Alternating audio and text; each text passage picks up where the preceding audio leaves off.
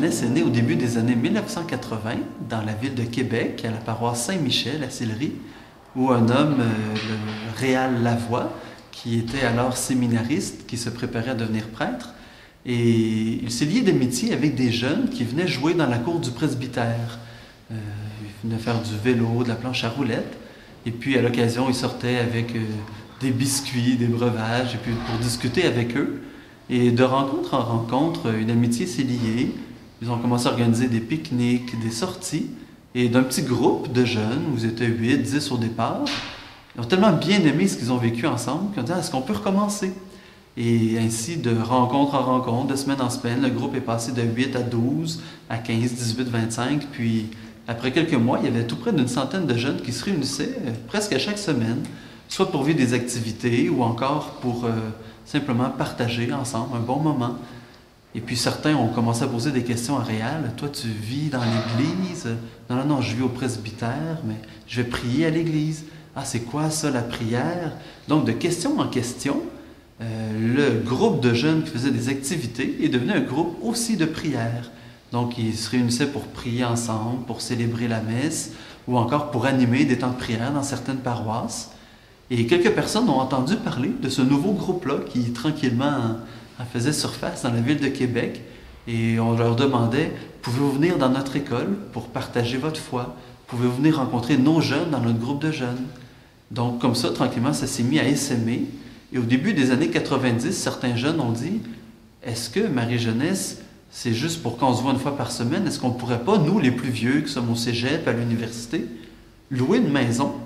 Et de cette maison-là, les jeunes pourraient venir quand ils veulent. » Et c'est comme ça que, de fil en aiguille, Marie-Jeunesse est devenue un lieu fixe, une maison, une auberge, qu'on appelait déjà à l'époque, un lieu de passage, où les plus jeunes étaient aidés par les plus vieux, et puis les plus vieux recevaient cette fraîcheur-là des plus jeunes. Et certains ont dit un jour, là, on vit ça le temps d'un bail, est-ce qu'on pourra vivre ça toute notre vie, Marie-Jeunesse? Et c'est comme ça, suite au désir des jeunes, qui est venu tranquillement, cette fondation de Marie-Jeunesse. Donc vers la fin des années 90, il y a eu les premiers engagements en 96, donc des sœurs, des frères, ils étaient 5, qui ont pris l'habit communautaire et qui ont commencé un cheminement en Église pour devenir des consacrés. De ce groupe-là et des autres jeunes qui étaient autour, certains avaient le désir aussi de devenir prêtres. Et c'est comme ça aussi qu'avec tranquillement des études qui se sont faites, un premier groupe de prêtres a été ordonné au début des années 2000, donc en 2003. Aujourd'hui, en 2013, on est actuellement 13 prêtres et dans quelques semaines, au mois de juin 2008, on sera 17 prêtres puisque 4 de nos frères seront ordonnés. Le charisme se dit comme suit: « Pour la beauté et la joie de Dieu, vive tout l'Évangile avec Marie dans l'unité, la fraternité et la charité joyeuse. » C'est un charisme qui se manifeste d'abord dans une vie quotidienne. Je dirais que c'est une spiritualité de Nazareth, une spiritualité du quotidien, dans les tâches de chaque jour, la prière de chaque jour, et surtout vécue dans une fraternité quotidienne et qui s'opère aussi dans une mission principalement orientée auprès des jeunes. Donc ça peut être une mission d'accueil d'abord. Donc on reçoit des jeunes dans chacune de nos maisons.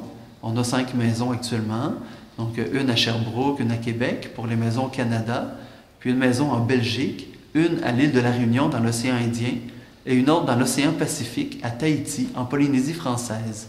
Donc des maisons qui sont ouvertes tous les jours et les jeunes peuvent venir pour partager soit un repas, une activité ou encore partager un temps de prière ou rencontrer un prêtre, un frère, une sœur pour discuter ou encore pour la joie de se retrouver avec d'autres jeunes qui fréquentent la communauté et qui ont l'occasion de pouvoir échanger comme ça entre eux, s'encourager, prier les uns pour les autres.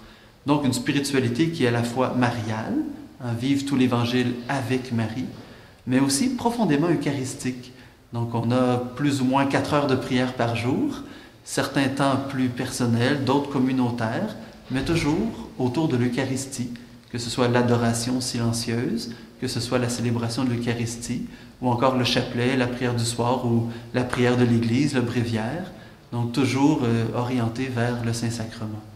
Donc une spiritualité qui nous ouvre au quotidien à la charité, une charité qu'on qualifie de joyeuse, une charité toute pascale, une charité qui vient simplement être l'expression de ce que l'on reçoit au quotidien à la manière de Marie, de la part du cœur de Jésus. À Marie Jeunesse, il y a des jeunes qui sont consacrés, bon, on vieillit aussi, là. Des jeunes qui s'engagent dans la vie religieuse, soit comme frères, comme sœurs ou comme prêtres, mais il y a aussi des centaines de jeunes qui fréquentent nos maisons. Et pour ces jeunes-là, on organise, entre autres choses, des rassemblements. Donc, chaque année, par exemple, l'été, pour bien commencer l'été, il y a le grand concile des jeunes, où pendant 4 jours, il y a des entretiens, des célébrations liturgiques, des occasions de juste faire un peu de sport ensemble, mais toujours avec la saveur de l'Évangile.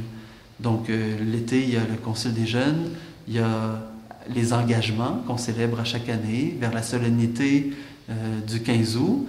On a aussi l'occasion à chaque année de rassembler plusieurs jeunes pour une fin de semaine de consécration à Marie, qui se passe à l'Action de grâce en octobre, une fête de Noël, une fête de Pâques. Et puis à chaque année, on organise aussi, depuis une dizaine d'années maintenant, un forum vocationnel. Donc un temps où les jeunes peuvent venir se poser des questions, se faire poser des questions aussi, et surtout réfléchir, est-ce que Dieu pourrait m'appeler? Quelle est la volonté de Dieu dans ma vie? Donc un temps pour être à l'écoute du Seigneur. Il y a aussi une école d'évangélisation à Marie Jeunesse. Donc c'est des jeunes qui viennent vivre une année complète, comme s'ils étaient des frères et des sœurs de la communauté. Et puis ils vivent donc une formation académique d'abord, qui est reconnue par le ministère de l'Éducation du Québec, mais surtout une grande formation du cœur, une formation à la prière, à la vie communautaire, une formation à la découverte de l'Église, de ses mystères, de ses beautés, de ses défis, et comment être au service du Seigneur à travers son Église. Une année qui est aussi une année de discernement au niveau vocationnel. Donc Marie Jeunesse, c'est une communauté religieuse, c'est des jeunes, principalement, pour la mission d'accueil et d'évangélisation, puisqu'il nous arrive aussi d'aller à l'extérieur, que ce soit des tournées d'évangélisation diocésaine, où on va rencontrer des gens dans plusieurs paroisses à la demande des évêques, ou encore des rassemblements de jeunes, mais organisés dans différents endroits du Québec ou du monde. Et puis ensuite, c'est aussi une école de formation, une école du cœur, une école de la foi.